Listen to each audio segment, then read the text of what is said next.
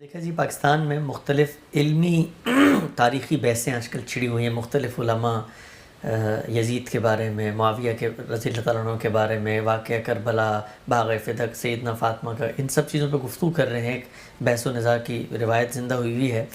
تو اس میں ہم نے یہ دیکھنے میں سامنے آیا کہ علماء ایک دوسرے کے خلاف مختلف نقطہ نظر کو توہین اور گستاخی پہ محمول کر رہے ہیں، یہاں تک کہ بعض لوگوں کے خلاف مقدمات درج ہو گئے اور بعض لوگوں کو جیل بھی جانا پڑا.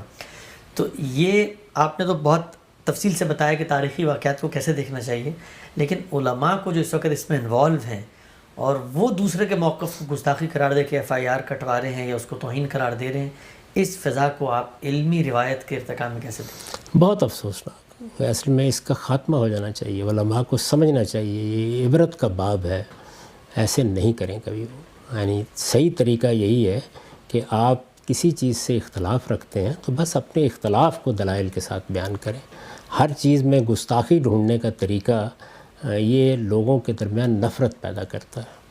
ابھی میں نے ذکر کیا مولانا سید ابواللہ صاحب مودودی کی کتاب خلافت و ملوکیت کا.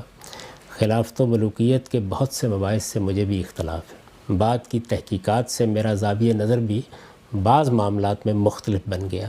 میں نے صلاح الدین یوسف صاحب کی جس کتاب کا ذکر کیا وہ ایک دوسرے زاویہ نظر کو پیش کرتی ہے، لیکن یہ بات کہ مولانا سید ابواللہ صاحب مودودی نے کوئی گستاخی کر دی ہے، اس طرح کی چیزیں بہت افسوسناک ہیں. علمی چیزوں کو علمی طریقے ہی سے دیکھنا چاہیے.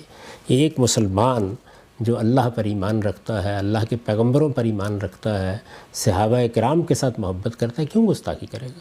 اور اگر فرض کیجئے کہ کسی آدمی نے اس طرح کی بدزبانی کہیں کی ہے تو اس کے معاملے کو اللہ پر چھوڑ دیجئے. آپ علمی طریقے سے اس چیز کی غلطی واضح کرنے کا طریقہ اختیار کریں. اس سے ہمارے ہاں علمی فضا پیدا ہوگی، تحقیق کرنے کا ذوق پیدا ہوگا، ایک دوسرے کی عزت کرتے ہوئے اپنا نقطہ نظر پیش کرنے کے لیے ترغیب ہوگی. یہی صحیح طریقہ ہے. یہ کوئی بھی شخص، بعض اصلاح کے مدعی بھی اسی طرح کی لغویات شروع کر دیتے ہیں، بہت سخت زبان استعمال کریں گے، دوسرے لوگوں کا مذاق اڑائیں گے، استہزاء اور استخفاف کے طریقے اختیار کر لیں گے. اس سے اجتناب کرنا چاہیے. انسان کو سیکھنا چاہیے. پھر ہوتا کیا ہے کہ پھر جب اپنے اوپر آتی ہے تو وہی آگ گھر تک پہنچ جاتی ہے اور آپ بھاگے پھرتے ہیں اس کے بعد. تو یہ طریقہ نہیں اختیار کرنا چاہیے، کسی حال میں بھی اختیار نہیں کرنا چاہیے. مجھے بتائیں ہمارے ہاں جنید جمشید جیسا نیک اور صالح شخص، کیا وہ سوچ سکتا تھا گستاخی کرے؟ ایک بات اس نے بیان کی، زیادہ سے زیادہ توجہ دلا دے. بالکل یہی طریقہ اہل علم کو بھی اختیار کرنا چاہیے.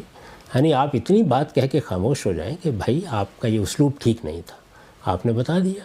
بس اس کے بعد اگر آپ کو اس بات کی تردید کرنی ہے تو دلائل کے ساتھ کیجیے اور علمی طریقے سے، علمی انداز سے، علمی اسلوب میں اس کو پیش کریں. تو مجھے تو اس کھیل سے کبھی کوئی دلچسپی نہیں ہوئی اور اللہ کا بڑا شکر ہے کہ میں نے اس میں کبھی کوئی ایک لفظ بھی اپنی طرف سے نہیں کہا. نہ میں اپنے نقطہ نظر کو پیش کرنے کے لیے، اس لب و لہجے کو اختیار کرنے کے لیے تیار ہوں، نہ دوسروں کے ہاں میرے پاس اتنی مہلت ہوتی ہے کہ میں یہ تلاش کرتا پھروں کہ کہاں گستاخی ہو گئی ہے اور کہاں کیا ہو گیا ہے.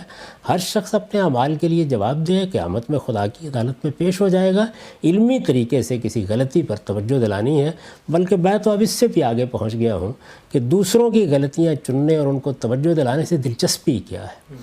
ہمارے پاس خدا کا دین ہے، ہم اس دین کو اس کے اصل استدلال کے ساتھ پیش کریں، یہی بہت کافی.